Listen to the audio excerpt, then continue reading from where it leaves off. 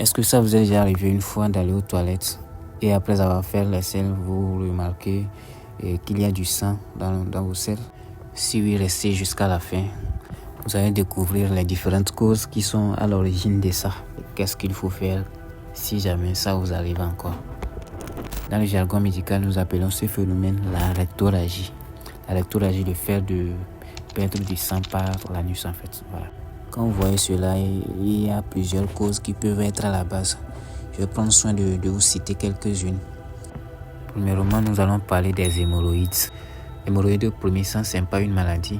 C'est un ensemble de veines, d'artères et de tissus de soutien qui se situent autour du canal anal. Donc, ce sont les hémorroïdes qui nous permettent de retenir l'envie d'aller faire les selles quand on a envie. Sinon, en réalité, sans les hémorroïdes, une fois que les aliments finissent d'être digérés, ça allait couler en même temps. Chez une personne, il peut arriver que les vaisseaux qui forment l'hémorroïde se fragilisent ou bien se blessent. Et cela peut causer des saignements pendant les besoins. Si les hémorroïdes sont à la base du saignement pendant les selles, vous allez remarquer que le sang ne se mélange pas aux selles parce que les hémorroïdes vont saigner après le passage du sel. Une deuxième cause anale, nous allons parler des fissures anales.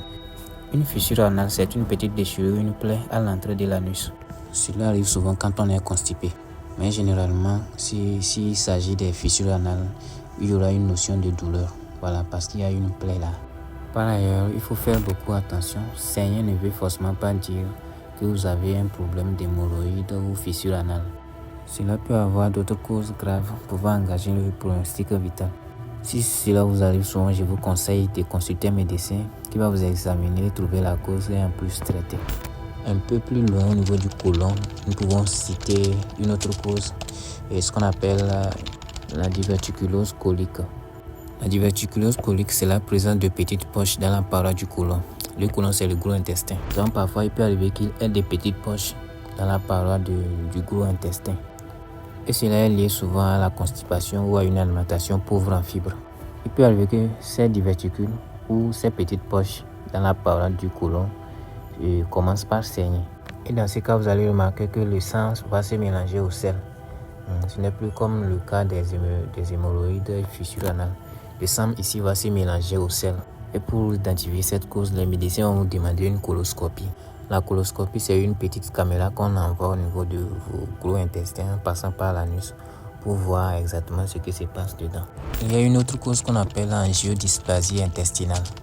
L'angiodysplasie intestinale, c'est la présence de petits vaisseaux fragiles et anormaux dans l'intestin qui peuvent saigner facilement. La diverticulose colique et l'angiodysplasie intestinale sont des problèmes indolores, c'est-à-dire ils ne font pas mal et peuvent vous causer une anémie grave à cause de la perte de sang répétée. La rectorragie peut avoir une cause bactérienne. Les bactéries responsables provoquent une inflammation de la muqueuse intestinale. Cette inflammation va causer des ulcérations, des érosions des vaisseaux et une fragilisation de la paroi intestinale, d'où l'apparition des saignements dans les selles. Les saignements de cause bactérienne se manifestent généralement par les diarrhées gléro-sanglantes, des douleurs abdominales et parfois une fièvre. Il y a une cause qu'on ne doit pas négliger, les ulcères gastro-duodénales. Normalement, s'il y a un saignement au niveau de l'estomac, les selles devraient avoir une couleur noire, avec une odeur très bizarre, juste parce que le sang va se digérer avant d'être éliminé. Mais si le sang est toujours rouge, malgré que ça vient de l'estomac, c'est qu'il y a un gros saignement. Dans ce cas, si les ulcères sont à la base du saignement dans les selles, vous allez aussi voir que les selles vont avoir une couleur noire. Même s'il va avoir du sang, il aura le noir aussi. Il y a aussi d'autres causes comme la colite ischémique, la rectocolite hémorragique, le cancer colorectal. Souvent quand ça arrive comme ça, d'autres pensent immédiatement qu'ils ont un cancer. Mais le cancer colorectal survient généralement après 50 ans. En somme, si jamais vous remarquez que dans vos selles, il y a la présence du sang, il ne faut pas tarder, il faut en même temps consulter. Parce que tout d'abord, quand on saigne, on perd du sang et ça peut causer une anémie qui peut nous conduire à la mort. La meilleure manière de faire, c'est d'aller consulter pour pouvoir identifier la cause de ces saignements. Nous sommes à la fin de notre vidéo. Veuillez vous abonner et activer la cloche des notifications pour ne pas manquer nos prochaines publications.